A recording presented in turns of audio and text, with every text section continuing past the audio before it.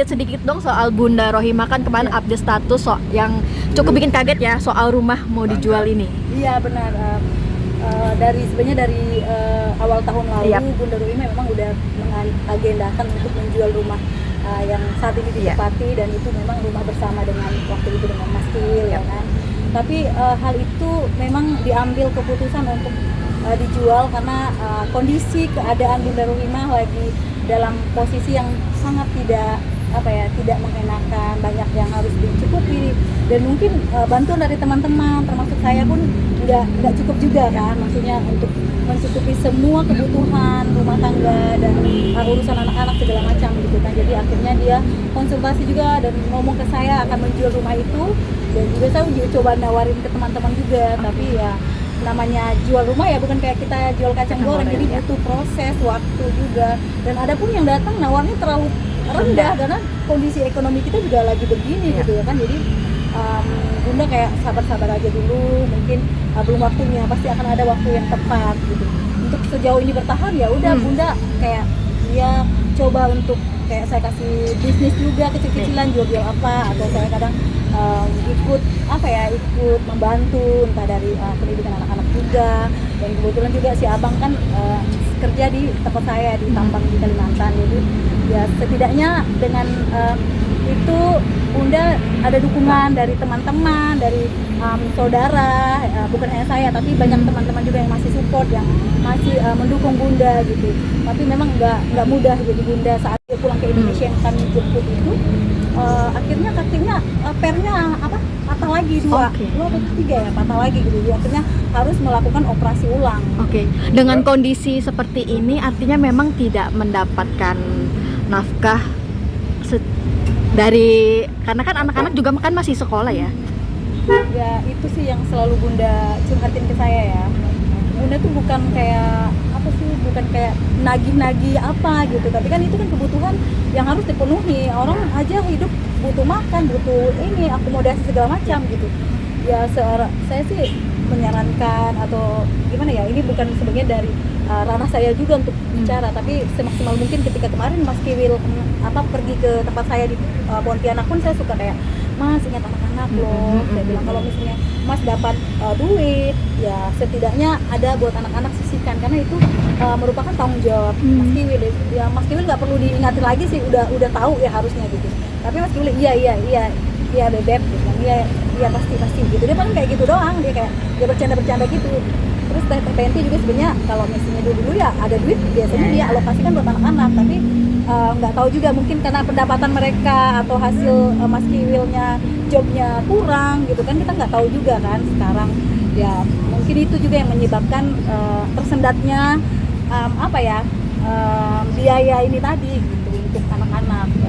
Tapi apapun itu harusnya saling berusaha aja lah, namanya anak-anak kan kebutuhan itu nggak bisa nunggu loh, nggak bisa ditunda-tunda. Orang makan nggak makan ya bisa mati nggak makan gitu kan. Tapi kan mungkin berharap sama orang terus, uluran tangan terus sampai kapan gitu kan. Harusnya dipikirkan itu, kasihan Bundanya sih. Saya kayak sangat prihatin sama Bunda, udah lagi sakit, harus ngebatin terus, ngerti kan, ngebatin harus kayak kalau curhat tuh udah kita tuh kayak udah sedih aja. Berarti gitu. dari lama kapan curhat perihal ingin menjual rumah? Dari awal tahun lalu, sebelum dia berangkat ke Turki aja dia udah kayak, kalau misalnya ini nih gue mau jual rumah Eva gitu, nanti uangnya sebagian mau beli rumah baru yang kecil kayak BTN gitu, sebagian mau buat usaha kayak gitu.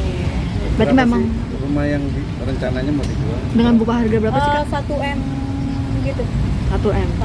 Tapi memang belum ada yang cocok ya kan? Belum ada yang cocok, ada yang nawar kayak murah banget cuma berapa ratus juta gitu. Jadi kan sedangkan rumah itu ditaksir lebih dari itu gitu maksudnya.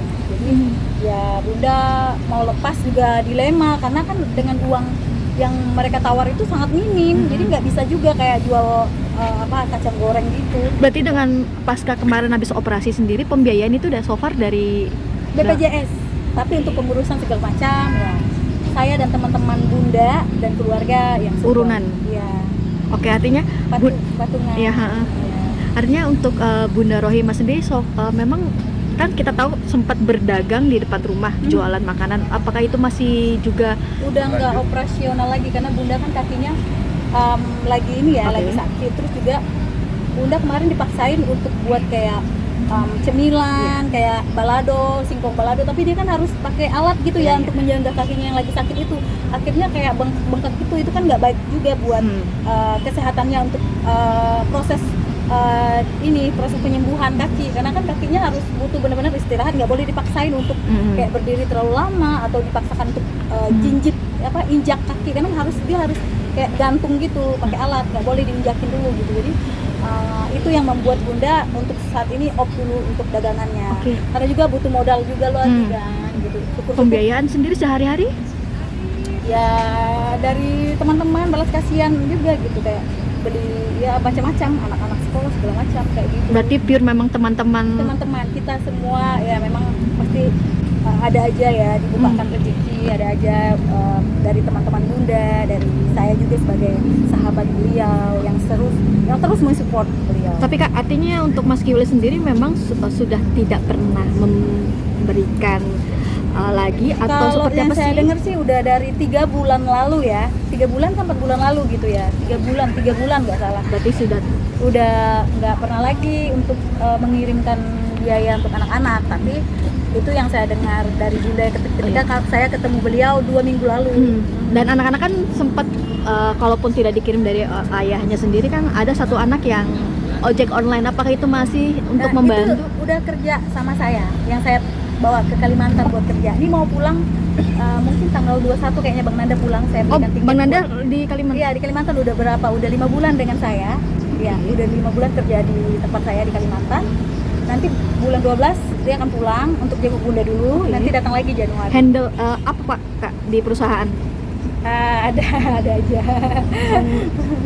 Ini mau kepala pergudangan sih saya suruh. Oh.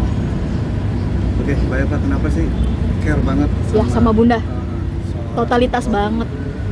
Ya selain kita sebagai sebagai wanita, seorang ibu, dan mungkin posisi Bunda itu adalah posisi yang sangat memprihatinkan. Jadi terlepas saya mau dibilang satu alumni atau satu mantan, satu perguruan atau satu apa gitu, tapi identitas saya sebagai seorang ibu dan wanita membawa saya kayak nggak bisa aja gitu lihat Bunda sendirian kayak gitu. Kalau ngomongin Bunda tuh jadi ikut mewe gitu, karena memang kondisinya memprihatinkan. Udah nggak ada siapa-siapa, udah cerai dari suami, nikah lagi pula di Turki, terus cerai lagi, kakinya harus patah, dioperasi, terus aduh ekonominya anjlok banget gitu kan, kasihan. Tapi Bunda tuh bukan orang yang pantang menyerah, syukurnya dia masih punya punya semangat ya, karena mungkin dia nggak sendiri, karena kita yang mencintai beliau, yang selalu support. Jadi saya juga bilang sama Bunda nggak sendiri gitu. Bunda masih banyak orang yang sayang sama Bunda. Jadi ada anak-anak yang harus fokuskan sama anak-anak untuk menjadi semangat kita untuk terus berjuang, jangan menyerah. Sampai kadang aduh gue nggak bisa lagi Beb, gue kayak rasanya kadang lelah, aku capek, ya tahu, ngerti gitu kan. Tapi kan kita semua punya permasalahan masing-masing. Tapi Bunda ini kayaknya lebih berat banget gitu masalahnya gitu. Tapi terlepas di masalah yang pelik dan berat ini pasti selalu ada hikmahnya, selalu ada proses di mana akan ada kebahagiaan di masa depan yang akan datang. Saya selalu bilang sama Bunda, jangan lupa selalu berdoa, meminta sama yang di atas, dan selalu berharap, dan jangan putus pengharapan. Jangan putus harapan, karena selalu ada harapan di setiap kesempatan hidup kita. Yang penting kita sehat aja dulu gitu, karena dengan sehat kita punya banyak mimpi.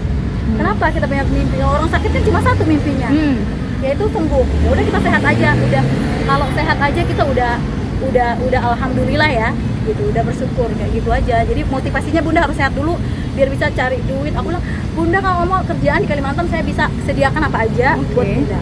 Tapi kan Bunda kayaknya dia titik beratnya kan mau di Jakarta. Saya bilang, sedangkan usaha saya dan bisnisnya banyak di Kalimantan.